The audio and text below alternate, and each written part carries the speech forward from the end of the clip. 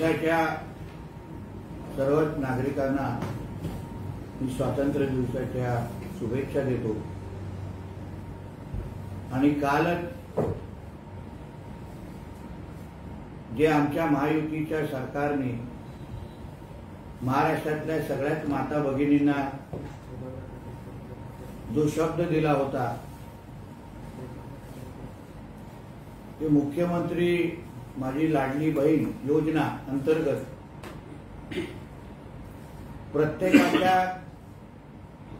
प्रत्येक महिलेच्या खात्यात थेट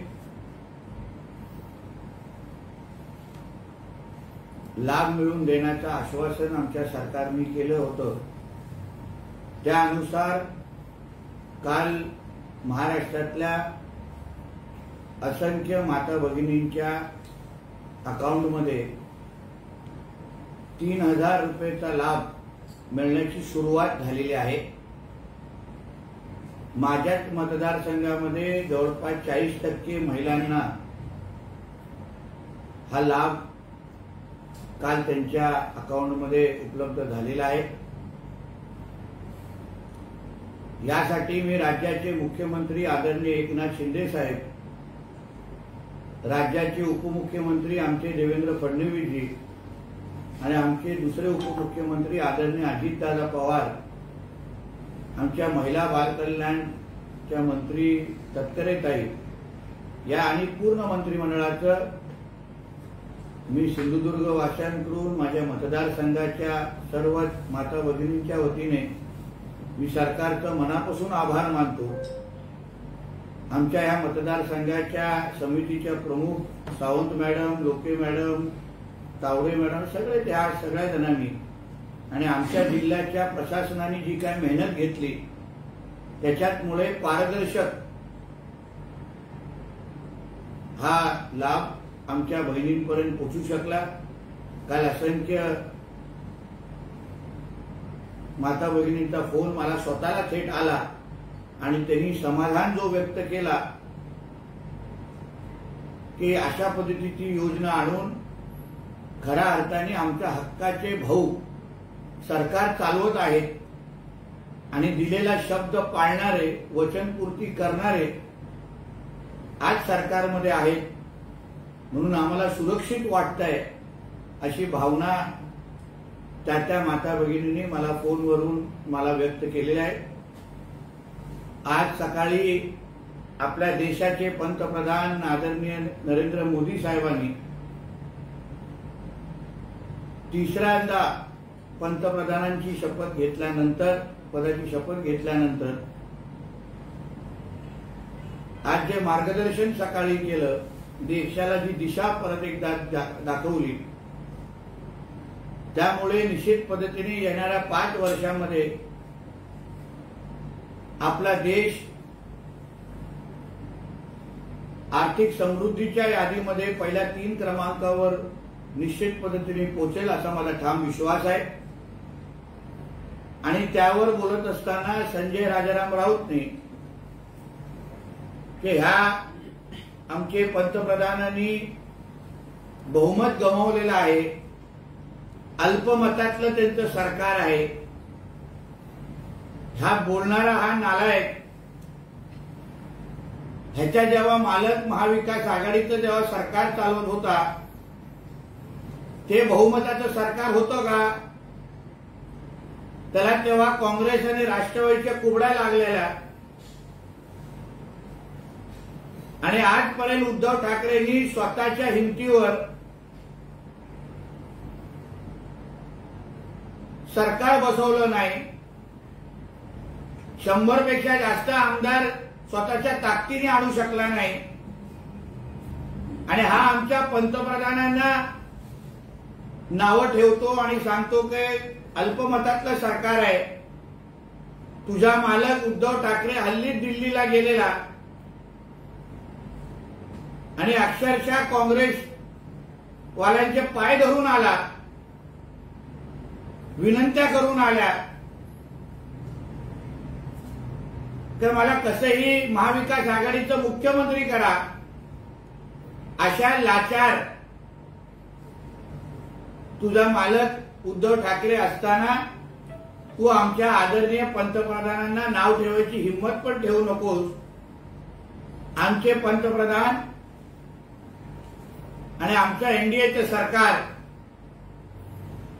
हे अतिशय भक्कम आहे आणि येणाऱ्या 5 वर्षामध्ये एनडीएच्या सगळ्या घटक पक्षांना बरोबर घेऊन आपल्या भारत देशाला महासत्ता बनवण्याच्या दृष्टिकोनातून जे जे निर्णय घ्यायला लागतील ते आम्ही ताकदीने घेऊ आणि तुम्ही पुढचे 100 वर्ष तरी विरोधी पक्षामध्ये बसण्यासाठी तयार राहा, एवढं या निमित्ताने संजय राजाराम राऊतला सांगेन.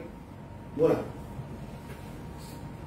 एकीकडे टिपू सुलतान या नावाला कर्नाटक आणि महाराष्ट्र भाजपकडून विरोध होत असताना मुंबईमध्ये मात्र स्वातंत्र्याच्या रॅलीमध्ये बॅनर झळकले गेले. मुंब्रा असो आणि हे काही जिहादी विचाराचे लोक जे आज आमच्या राज्यामध्ये वळवळत आहेत, ज्यांना टिप्या सुलतान असेल किंवा औरंग्या असेल, त्यांना आधी त्यांचा बाप म्हणून त्यांना वाटतो. महाराष्ट्रामध्ये राहणाऱ्या प्रत्येक मराठी माणसाला, प्रत्येक नागरिकाला छत्रपती शिवरायांच्या शिवाय दुसरा कोणच आपला बाप म्हणून स्वीकारत नाही. म्हणून हे जे काही मोजके जिहादी जे काही मुंब्रामध्ये राहिलेले आहेत, काही महाराष्ट्रामध्ये कुठे कुठे वळवत आहेत, त्यांना योग्य वेळ घेतण्याचा कार्यक्रम आम्ही हातात घेतलेला आहे. त्यांना लवकरच टिप्याकडे किंवा त्या टिप्याच्या कव्हरच्या बाजूला झोपण्याचं सगळं नियोजन आमच्याकडे तयार आहे. बहिणींनी खात्यात आलेले पैसे लवकर काढून घ्यावेत, या सरकारचं काही सांगता येत नाही अशी टीका सुप्रिया सुळेंनी केली. खात्यातून पैसे काढणं मध्ये ताईंचा कदाचित पीएचडी वाटतोय आणि म्हणूनच अन्य लोकांना सूचना त्या देत आहेत. म्हणून या महाराष्ट्रामध्ये आमच्या सगळ्या लाडक्या बहिणींनी कुठलीही चिंता करू नये. त्यांचे हक्काचे भाऊ सरकार चालवत आहेत, म्हणून त्यांचे पैसे असो किंवा त्यांची सुरक्षता असो ही सगळी योग्य हातात आहे, म्हणून त्याची काळजी सुप्रियाताईंनी करू नये. आपल्या सांगलीच्या एका वक्तव्यामुळे विरोधक आपल्या निशाणा साधतात. इम्तियाज जलील असं म्हणतात की या शंभऱ्या पोराला जास्त महत्व दिलं. हो, या हिरव्या सापाला आम्ही महाराष्ट्रामध्ये झेलतो हीच मोठी गोष्ट आहे. ह्याच कार्ट्याचे कार्यकर्ते पोलिसांवर हल्ले करण्यामध्ये सर्वात पुढे असतात. अशा पद्धतीच्या हिरव्या सापाला महाराष्ट्रात किती काळ ठेवायचा हे खरं म्हटलं तर आपण विचार करायला पाहिजे. तर ह्या हिरव्या सापाला आमच्या डॉक्टर बाबासाहेब आंबेडकरांचं संविधान मान्य नाही, हा शरिया कायदा आमच्या राज्यात आणि आमच्या देशामध्ये लागू करण्यामध्ये हा अग्र क्रमांकावर आहे. म्हणून त्यांनी आम्हाला नावं ठेवण्यापेक्षा तुझ्यासारख्या वळवणाऱ्या सापांना आम्हाला आता महाराष्ट्रामध्ये किती काळ ठेवायचा याबद्दल आम्ही विचार करतोय. नितेश राणांच्या वक्तव्याकडे देवेंद्र फडणवीस यांनी गांभीर्याने घ्यावं असं तुमच्याच महायुतीच्या सरकारमधील मंत्री हसन मुश्रीफ म्हणतायत. अनेक गणेश मंडळांचे अध्यक्ष हे मुस्लिम आहेत, त्यामुळे त्या अशा कार्यक्रमाला गालबोट लागू नये असंही म्हणतात. ज्या ज्या पोलीस स्टेशनमध्ये जे कायदे पाळणारे लोक जो कायदा अन्य धर्मियांना लावतात तोच कायदा हिंदूंना पण लावतील, त्याच पद्धतीने त्यांनाही वागवतील. त्या दिवशी नितेश राणेच्या वक्तव्याला आक्षेप घेण्याचं काही कारणच नाही. माझं एवढं सरळ सोपं आहे. अगर या देशामध्ये हिंदू अगर संविधान पाळत असतील, हिंदू अगर कायदे पाळत असतील, तर हे काही मोजके मुसलमान का पाळत नाही? अगर आम्हाला 10 वाजेपर्यंत अगर डीजे आणि म्युझिक लावण्याची परवानगी नाही, आम्हाला गणेश चतुर्थीच्या मिरवणुका असतील, आम्हाला दांडियाचे कार्यक्रम असतील, ते अगर 10 वाजता अगर बंद करायला लागतात, तर मग मोहरम आणि ईदचे कार्यक्रम 10च्या नंतर का चालतात? मग जो कायदा हिंदूंना लागतो तोच कायदा ह्यांना मोहरम आणि ईदच्या काळात लावला पाहिजे. म्हणून गणेश मंडळाचे अगर अध्यक्ष अगर मुसलमान असतील तर त्यांनी डॉक्टर बाबासाहेब आंबेडकरांचा कायदा पाळला पाहिजे, शरिया कायदा पाळता कामा नये. म्हणून आदरणीय देवेंद्रजी पण कडवड हिंदुत्ववादी आहेत आणि मी हिंदूंची बाजू घेतोय आणि जिहाद्यांना मी उघडं पाडतोय. म्हणून मला देवेंद्रजींचा आशीर्वाद निश्चित पद्धतीने आहे. सांगलीमध्ये आपलं ते वादग्रस्त विधान होतं, त्यानंतर सांगलीचे उभाटाचे जिल्हा प्रमुख संजय विभूते म्हणतात की भाजप ही तमाशा पार्टी आहे. आणि मग त्याची उभाटाला काय म्हणणार? मुद्रा पक्ष. कारण का मातोश्रीमध्ये आता दुसरं काय अजून होतच नाही. पूल लावलं, हातात पूल लावून वरती जाणाऱ्यांची संख्या वाढलेली आहे मातोश्रीवर. म्हणून मी जे काय बोललो ते एका राजकीय पक्षाच्या कार्यकर्ता म्हणून बोललो नाही, पण मी हिंदू म्हणून माझं मत व्यक्त केलं. अगर हिंदू जे आपल्या माता भगिनी मुलींना घेऊन लव जिहादच्या संबंधित पोलीस स्टेशनमध्ये गेल्यानंतर अगर त्यांच्या तक्रारी घेतल्या जात नसतील, त्या मुलीच्या वडिलांनाच अगर विचारलं जात असेल की ही तुझीच आहे का, आणि 10-10, 15-15 दिवस अगर केस दाखलच होत नसेल तर त्या पोलीस अधिकाऱ्यावर मी आक्षेप घेणारच, त्या संबंधीची तक्रार देवेंद्रजींकडे करणारच. मग ह्यापेक्षा त्या हिंदूंना त्या पोलीस स्टेशनमध्ये संरक्षण मिळावं अशा पद्धतीची भूमिका प्रत्येक पक्षाचा हिंदू का घेत नाही? का तिथे उभाटा, भारतीय जनता पक्ष, काँग्रेस आणि राष्ट्रवादी आणलं जातो? आम्ही कुठल्याही राजकीय पक्षाच्या कार्यकर्त्याच्या अगोदर आम्ही हिंदू आहोत ना, आणि मी माझ्या हिंदू माता भगिनींची भूमिका मांडतोय. तरी आम्ही सगळ्या जणांनी एका व्यासपीठावर येऊन हिंदूंची बाजू घेतली पाहिजे. पक्ष म्हणून निवडणुकीमध्ये लढू ना. पहिला आज हिंदूंच्या अगर माता भगिनींची आबरू लुटली जात असेल, लव जिहादच्या नावाने त्यांचं आयुष्य खराब होत असेल, तर हिंदू म्हणून आम्ही सगळ्या जणांनी आवाज उचलला पाहिजे. मनोज जरांगे पाटील यांनी फडणवीस यांच्यावर एक टीका केली आहे. ते म्हणतात आता नवीन खातं आलं पाहिजे, संपवा संपवी, आणि त्याची जबाबदारी फडणवीस यांच्याकडे द्यायला हवी. मनोज जरांगे पाटलांनी आरक्षण हा विषय सोडून बाकी सगळ्याच विषयावर ते लक्ष घालायला लागलेले आहे.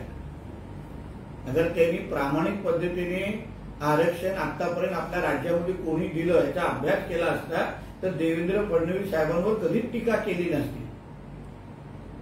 म्हणून कधीतरी त्यांनी आरक्षण ह्या विषयाचा अभ्यास करावा आणि मग त्यांना कळेल की आरक्षण पुढे मराठ्यांना आरक्षण द्यायचं असेल, मराठ्यांना टिकणारं आरक्षण द्यायचं असेल तर तो एकमेव माणूस देऊ शकतो, त्याचं नाव आहे आदरणीय देवेंद्र फडणवीस साहेब.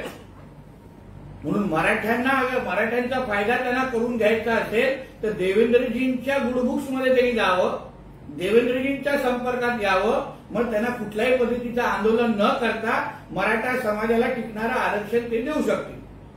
विदेश राणेंनी बदलीची धमकी दिली तर ही मस्ती उतरवल्याशिवाय महाराष्ट्र शांत बसणार नाही, असं अमोल कोल्हेंनी तुमचा निशाणा सांगितला.